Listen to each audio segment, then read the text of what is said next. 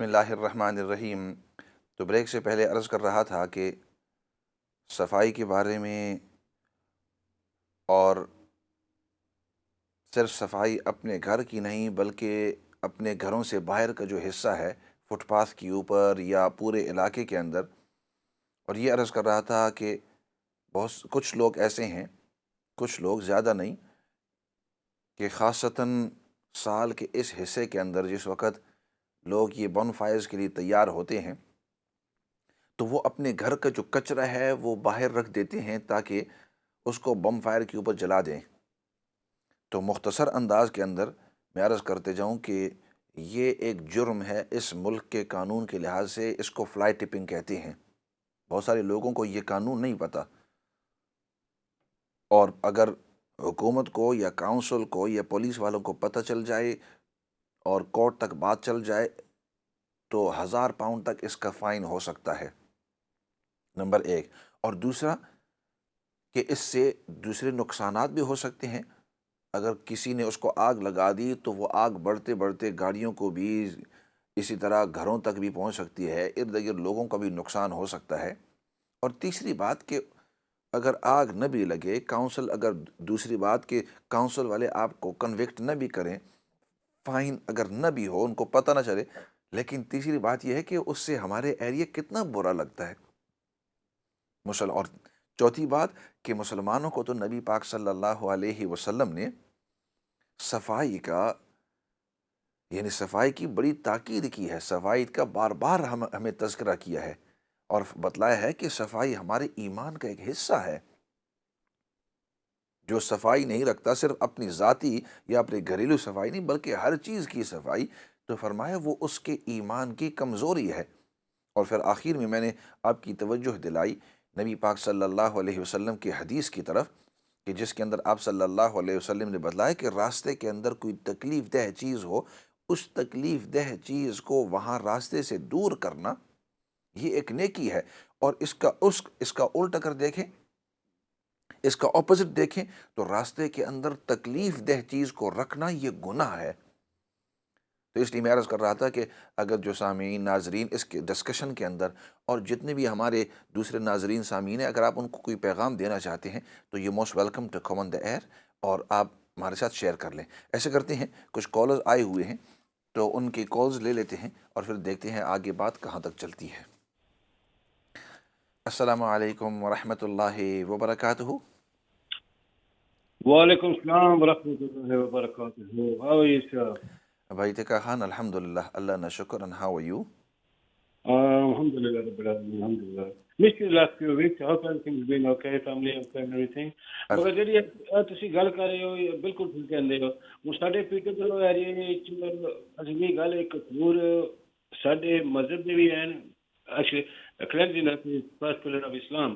ਅਸੀਂ ਆਪਣੇ ਮਕਾਨ ਜਿਹੜੇ ਨੇ ਆਪਣੇ ਏਰੀਏ ਵਿੱਚ دویاں بندیاں نو ایسٹرن یورپین ہو گئے جڑے ہو گئے انہوں نے چاہ دیتے ہیں تو اساں انہوں نے پرانے میٹرس، وہ تو پرانے میٹرساں پر تے پرانے وہ بات سب سے انہوں نے روڈا بوداں پر تو پھر اسی باہر مکان لے لیں تے اسی ادھر موو ہو گئے، نواں سامان ہو سی اپنے گھر تو سامان چاہیے کہ اپنے نویں مکان سے پاش ورساں قصور وچ ساڑے ہوئی لالچ اسی آپ ہی ہوندی ہے ایک مسجد ہوں میں اپنے ایریے اپنے آپ بھائی ٹکا خان، جو آپ بات کر رہے ہیں نا ویری امپورٹنٹ، لیکن میں چاہوں گا کہ آپ اردو میں بات کرو، کیونکہ کچھ ہمارے سامعین ایسے ہیں کہ ان کو پنجابی سمجھ نہیں آتی، مجھے تو پوری آتی ہے لیکن بہت سارے ہمارے سامعین، تو آپ اردو میں بات کرو یا انگلش میں، be nice. This is the problem. میں آپ Urdu I can't speak Urdu. I can understand it, but this is why I say Urdu is one of the most intellectual, languages. تو آپ کہہ رہے تھے کہ آپ کے ایریا میں کیا ہوتا ہے؟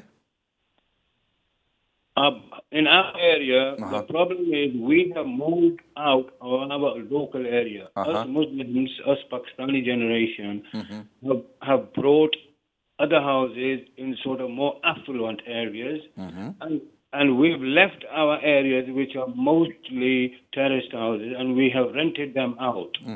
When we rent them out, we leave old furniture in there. If we have new furniture in there, we're going to take it away. Now what happens is our lodgers, they don't want to sleep on the old stained mattresses, so they go and took it out. Our local mosque where I go, there's a little spot there. You're quite right. Exactly right. 20 bin bags. The council have put a little bin there. That's like you're saying. You go, that's for people who have a pickpocket or something. For this, there's a school near there. And every corner you go now is fly tipping, fly tipping, fly tipping. So the issue is the council needs to be more proactive. Once they charge a few people, then the word will go around. But what is the solution? I've reported it myself to the council, and the thing is, people don't want to pay £30. You can get 5 large items removed from your house for £30. The council will come and do it for you. But I don't know what is the solution. And one thing, sir, if you don't mind, can you translate what you read the tilawat earlier on, ٹھیک ہے انشاءاللہ، if you don't mind? ٹھیک ہے انشاءاللہ، ضرور آئی will do انشاءاللہ. Thank you. تو یہ تھے بھائی تیکا خان صاحب، اور he is agreeing with what we are seeing, اور یہ بھی کہہ رہے ہیں اردو کے اندر مختصراً کی بات کا کہ ہمارے ایریے کے اندر اس طرح ہوتا ہے کہ اگر آپ اپنے گھروں کو کسی ٹیننٹس کو دیتے ہیں تو اپنا پرانا سامان وہاں چھوڑ دیتے ہیں. اب وہ جب آتے ہیں تو وہ دیکھتے ہیں کہ یہ پرانا سامان ہے، ہمیں تو یہ نہیں چاہیے، ہم نئے سامان کے ساتھ اس گھر میں موو ہونا چاہتے ہیں. تو یہ صرف ٹیننٹس کے لیے نہیں ہے، بعض اوقات انسان نیا گھر خریدتا ہے تو اس وقت بھی وہ پرانے جو سامان ہے، چلو بھائی اس کو نکالو، ہمیں نیا سامان چاہیے. تو اس کے اندر کوئی مذائقہ نہیں ہے. There is nothing wrong with wanting new furniture and wanting to remove the old furniture. There is nothing wrong with that. The wrong is the next part. جو غلطی اس کے بعد ہوتی ہے وہ یہ ہے کہ گھروں کے اندر سے جب ہم نکالتے ہیں تو گھر کے باہر فٹ پاتھ کے اندر اس کو پھینک دیتے ہیں، اور پھر وہاں سے ہم اس کا کوئی بندوبست نہیں کرتے، وہاں وہ پڑا رہتا ہے. اور اگلی بات یہ جو بتلا رہے تھے کہ بعض اوقات یہ راستوں کے اندر چھوٹے سے کاؤنسل نے بنز رکھے ہوئے ہیں، ڈسٹ بن رکھے ہوئے ہیں، تو ان ڈسٹ بنوں کو اس لیے کسی نے کرسپ پیکٹ ڈال دیا یا کوئی کسی نے ڈرنکس ڈال دی، یعنی مختصر چھوٹی چھوٹی جو چیزیں ہوتی ہیں اس کے لیے ہوتی ہیں. اور ہر دن یا بعض اوقات 2 دن کے بعد 3 دن کے بعد کاؤنسل آفیسرز وارڈنز آتے ہیں اور اس کو خالی کر کے چلے جاتے ہیں. اب ہمارے لوگ کیا کرتے ہیں کہ اپنا جو بلیک بیگ ہے وہاں جا کر ایک نے رکھ دیا کہ چلو بھائی میرا ڈسٹ بن جو ہے وہ فل ہے تو اس طرح کروں گا، وہاں جا کر میں رکھ دوں. اب اس کی ذہن کے اندر یہ بات نہیں ہے کہ اگر میں نے رکھ دیا تو یہ باقی جو دیکھنے والے ہیں وہ بھی اس طرح شروع کریں گے.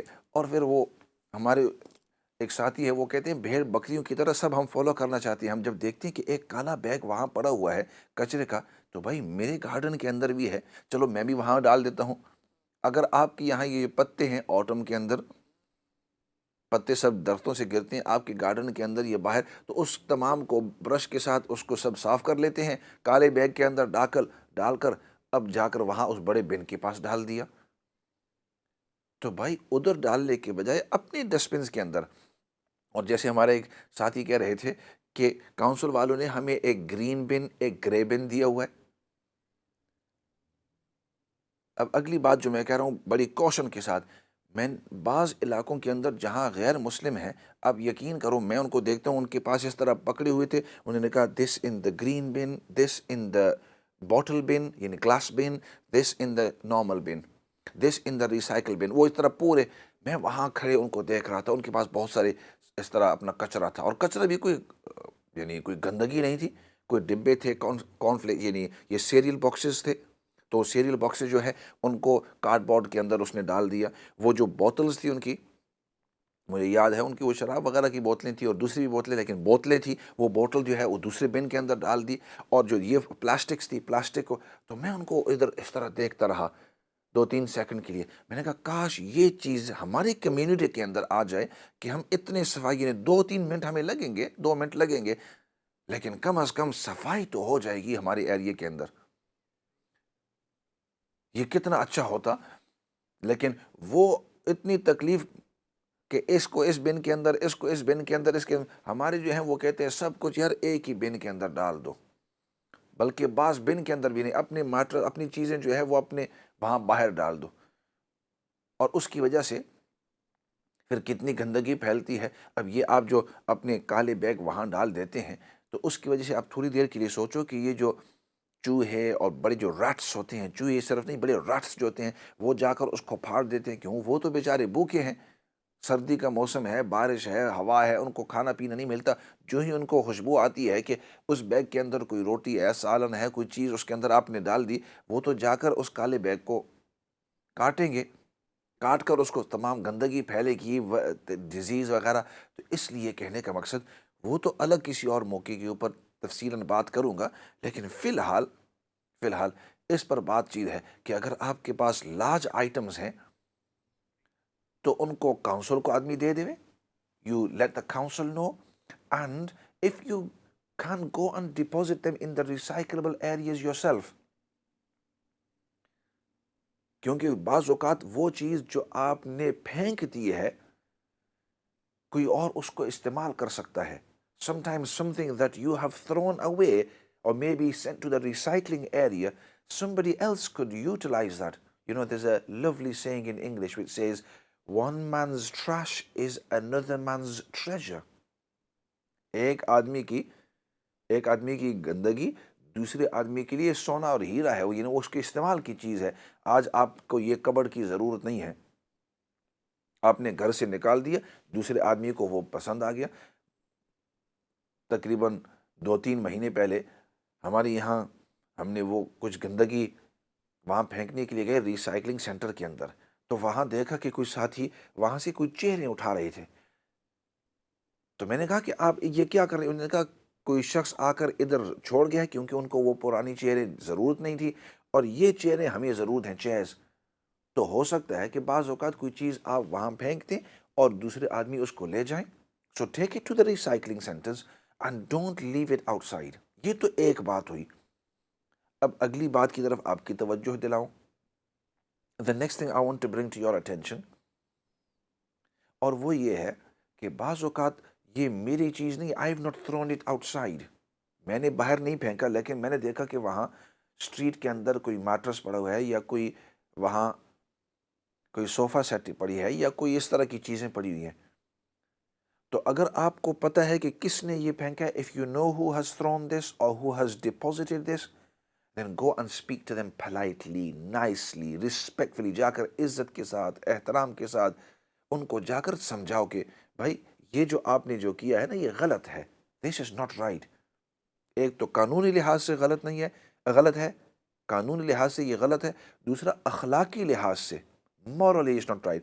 اور تیسری چیز ہمارے دینی لحاظ سے غلط ہے، کیونکہ ہمارے نبی نے صلی اللہ علیہ وسلم، ہمارے نبی پاک صلی اللہ علیہ وسلم نے تو ہمیں صفائی کا اور دوسروں سے گندگی دور کرنے کا اور تکلیف دہ چیز کو دور کرنے کا ہمیں سبق دیا ہے.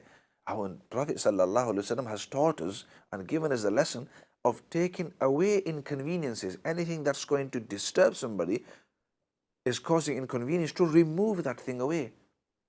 Anything that's going to be an eyesore to somebody, remove that. تو ان کو دینی لحاظ سے بھی، قانونی لحاظ سے بھی اور اخلاقی لحاظ سے آدمی اس کو سمجھائے. So that's the first step.